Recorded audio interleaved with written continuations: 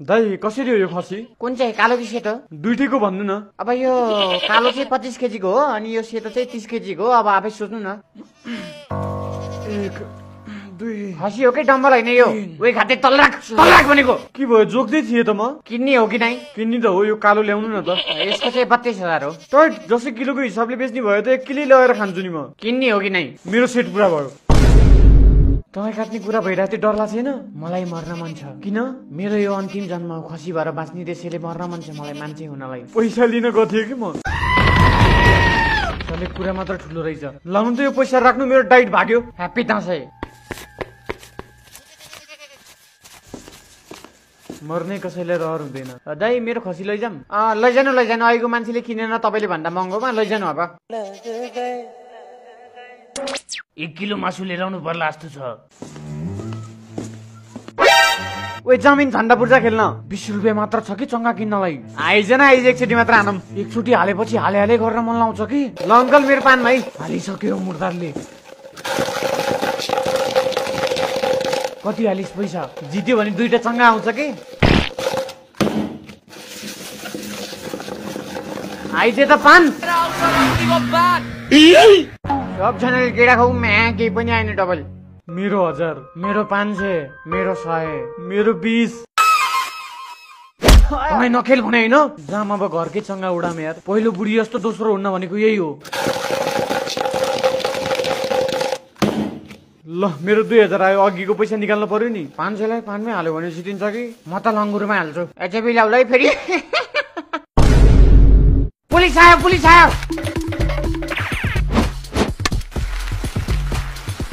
पुलिसको एरियामा कसले खेला भनेको थियो तँलाई?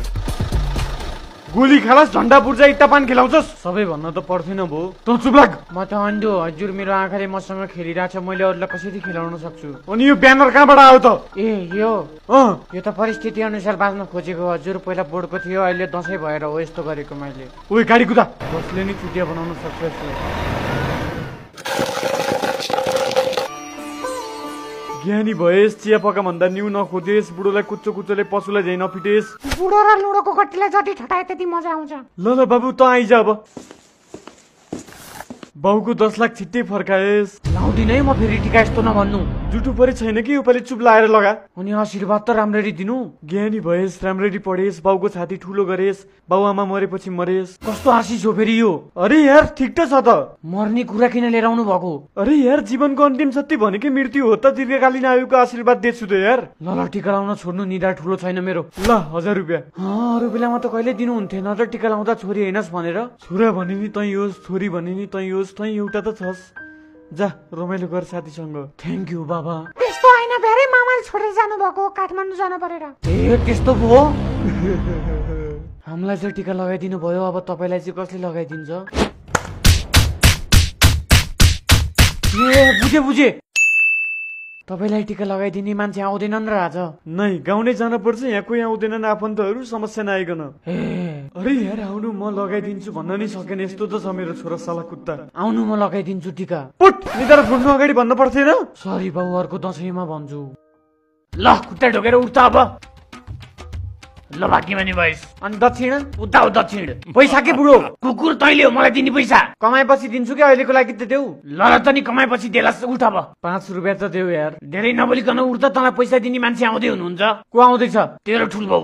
ल हो र, सधैँ जाने बेलामा पैसा दिएर जानुहुन्थ्यो यार उहाँले, म बच्चा आउँदा। ल पाण्डु गयो है, म राम्ररी बस्ती घर। ल दाइ पैसा दिन्न जस्तो छ मलाई। ए प्रकाश बाबु यहाँ आउ त। ल चक्लेट खाऊ ल। त्यति सानोमा त 500 को चक्लेट खाऊ भन्नुहुन्थ्यो, अहिले त 10-12 हजार त पाइएला नि यार। के सोचेकोस्?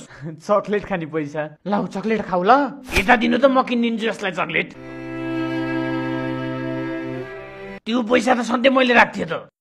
10-12 हजार लानी भयो बुढोले यो पालि। लास्टै ठकेलाई पानी लिएर त जा पान्डु। नमस्ते ठुलो। नमस्ते बाबु नमस्ते। चक्लेट लिएर आउनु भएन आज चाहिँ? हेर त चक्लेटले के हुँदो रहेछ। मेरो लागि लिएर आउनु भएन? ए मेरो हेरेन भनेको भर्खर। यस्तो त थिएन त ठुलो बाबु पहिला। ओइ पाण्डु तँलाई मैले के भनेको रे अघि? पानी लिएर आउने। अनि लिएर न त। बाउलाई हेप्ने मान्छे फेरि ठुल्बाउ नै हो के गर्दैछौ त बाबु तिमी आजकल 12 सकाएर बसेछु काम गर्छौ त उठेर उचाल्ने छ्या त्यो पोजिसन मन पर्दैन मलाई त्यही पनि त्यस्तो काम गर्दिन म इट्टा उचाल्ने 12 सम्म पढेको त्यही इट्टा उचाल्न त होइन होला मैले के उचाल्न गरेको त बिहा गर्ने हो अब पहिला बाउको हुन दिनु तँलाई उचाल्न हतार भइरहेछ नि कुन देशमा हो र इट्टा उचाल्ने धरानमा त्यसो भए त गर्दिन दाइ आउनु न त अब टिका लगाम ल छिटो गरम त मलाई ढिलो भछ ल पाण्डु त आइज र ठुलोबाट सुरु गरम अलि उता सर्द ल छिटै बिहा गरिस् है त ल गर्भवती बनाइस् पहिला बिहा त गर्न दिनु त्यो मैले दिने होइन तेरो खप्परले दिने हो छोरामाथि हात उठाउँछस् सरी दाइ ल म गएँ है त ढिलो भछ मलाई अनि के मलाई चाहिँ जुठो परेछ रोक्नु न मासु त खाएर जानु आएपछि ढिलो भछ अहिले अरू ठाउँमा नि जानु छ बेलुका आउँछु म झोला त लिएर जानु त्यो तेरै लागि हो झोलामा घिउहरू छ म पनि पछि जान्छु यार जहिले ढोकामै हो दिने पैसा हात गयो गोजीमा कस्तो चिलाको मुजी गेडा नुहाएर आउनु पर्ने रहेछ 1000 को के हो पैसाको लागि मामा घरमै जानु पर्ला जस्तो छ